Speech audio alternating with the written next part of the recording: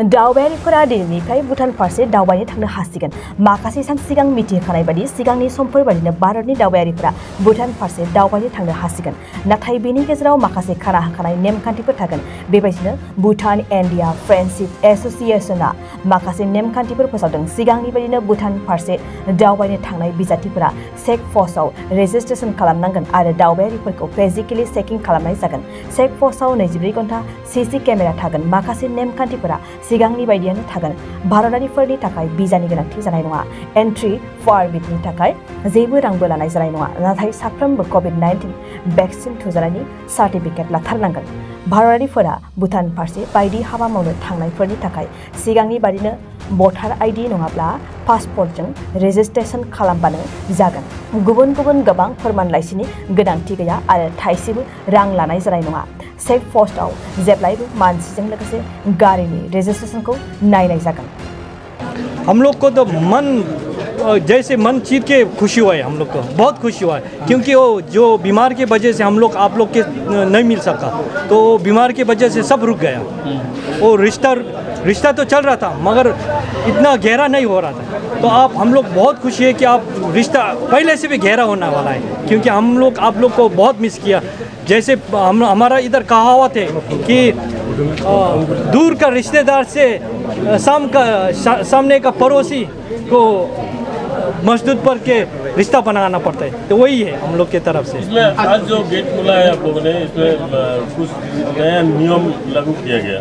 नियम पहले से था मगर वो पहले इतना इन्फोर्समेंट नहीं था, चालू नहीं हुआ। तो अभी तो बहुत इन्फोर्स हो रहा है क्योंकि जैसे हमने बताया अब आप लोग को भी पता होना चाहिए कि हम भी भारत में जाए तो भारत तो हमारे लिए एक फॉरेन जगह है।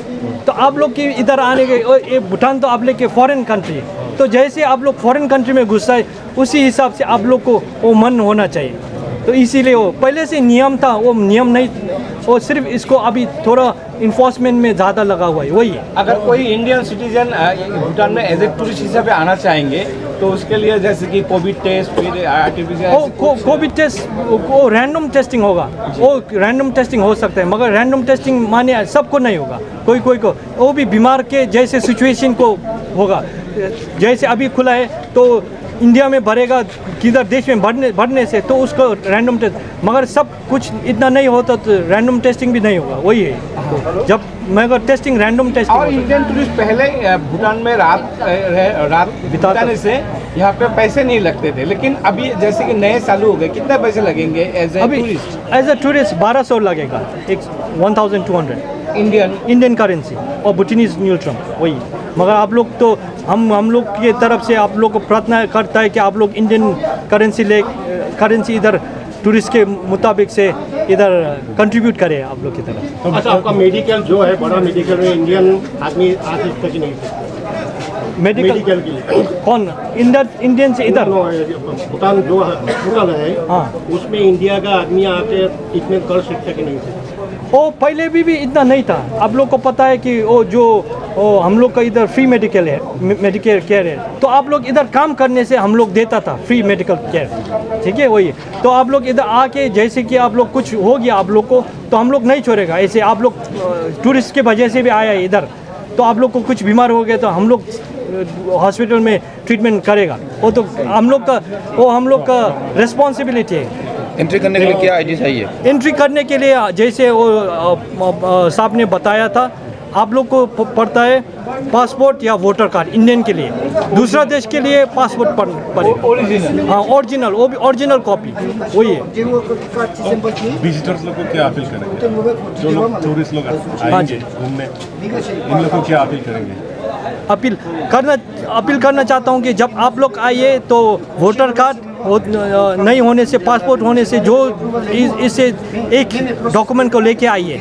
तो आप लोग वो लेके आने से हमारे इधर तो खुल्ला आप लोग आ सकता है। Any time welcome. আজি खूब आनंदर दिन आमार दुटा देशर मजत जे भारत और भूटानर मजत जिखिनि 2.5 बছर जेनेके कोविड-19 कारण जे बंद होइसिल আজি ओपनिंग करा हल, नतुनके আজি रिओपनिंग करा हल। आमी আজি इयात खूब ভাল पाइছোঁ। ইয়াত আমাৰ ভূটানৰ বিভিন্ন আমাৰ অফিচাৰসকল নিশ্চয় আহি পাইছে।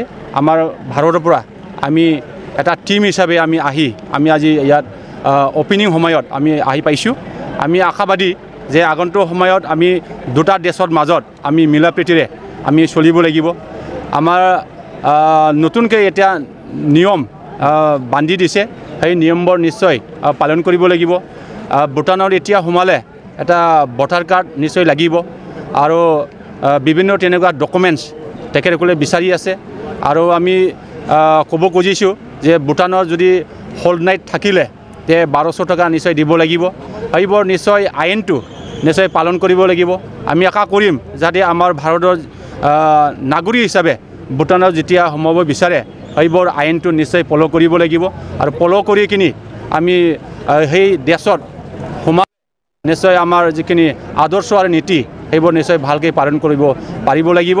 তেনেহ'লেহে আমাৰ দুটা দেশৰ মাজত ভাল সম্পৰ্কটো নিশ্চয় বজাই ৰাখিব আমি আশাবাদী।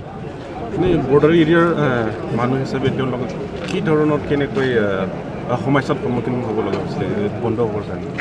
এতিয়া আমি ক'ব লাগিব যে 2.5 বছৰ যিখিনি COVID-19ত যে সমস্যা নিশ্চয় আমি দেখিবলৈ পাইছোঁ যে বৰ্ডাৰ এৰিয়া হিচাপে তেনেকুৱা বিভিন্ন অসুবিধাত পৰিছিল। যে আমাৰ ভাৰতৰ পৰা বা অসমৰ পৰা বা বিটিআৰৰ পৰা আমাৰ ভূটানত আহি কিনি কাম কৰিব লগা হয়। কাম কৰাৰ ক্ষেত্ৰত বিভিন্ন 2.5 বছৰ আমি সন্মুখীন হ'বলৈ আমি বাধ্য আমি পৰিছিলোঁ। এতিয়া আমি আশা কৰিছোঁ যে আমাৰ ওচৰা পাছৰা যিখিনি গাঁওসমূহ আছে আৰু আমাৰ লেবাৰসকল আছে তেখেতসকলে নিশ্চয় আজি অপেন কৰাৰ লগে লগে ইয়াত নিশ্চয় পদক্ষেপ নিশ্চয় থাকিব, সোমাবৰ কাৰণে এটা সুবিধা থাকিব। আৰু সেইবোৰ সুবিধাটো নিশ্চয় আমি গ্ৰহণ কৰিব লাগিব। আৰু আমি আশা কৰিছোঁ যে আগন্তুক সময়ত যেনেকৈ আমি বেয়া পৰিৱেশ আমি পাইছিলোঁ সেই পৰিৱেশটো নিশ্চয় নাহে। আৰু আমি ভাল সম্পৰ্ক হিচাপে আমি দুটা দেশৰ লগত ভাল সম্বন্ধ ৰাখি পেলাই আমি নিশ্চয় কাম কৰিব পাৰিলে নিশ্চয় আমাৰ কাৰণে ভাল হ'ব, সেইটো আমি আশাবাদী। মানে মই নিজৰ বন্ধু লগ পালোঁ বহুত দিনৰ পৰা, এতিয়া নহয় কিন্তু 3 বছৰৰ পৰা লগত ভূটানত 18 সাল গাড়ী চলাইছোঁ মই। এই সময়ৰ পৰা আমাৰ বন্ধু এইটো একদম নিজৰে। এতিয়া ধন্যবাদ পালোঁ। এতিয়া আমাৰ অহা যোৱাটো মানে খোলা হওক, এইটো কাৰণে আপোনাবিলাকক ধন্যবাদ দিছোঁ মই। हमारा लड़के के शादी में बाजा बजाइए। बाजा 3 साल ना হৈছে না 3 साल। আজি কা ভাল লাগে, সব মানুহ পাইছে, দেখা পাইছে। আপনার আমার দিকদার তো নাই, আপনার মানুষ যাওয়া তো এতে দিকদার, লকডাউন দিকদার আছে, আর তো কিছু দিকদার নাই। আরামে শ্ৰদ্ধাৰ কোকৰাঝাৰবাসী জনগণ, ইয়াৰ দ্বাৰা কোকৰাঝাৰ পৌৰসভাৰ অন্তৰ্গত অঞ্চলত বসবাস কৰা জনগণলৈ এটা জৰুৰী ঘোষণা আগবঢ়োৱা হৈছে।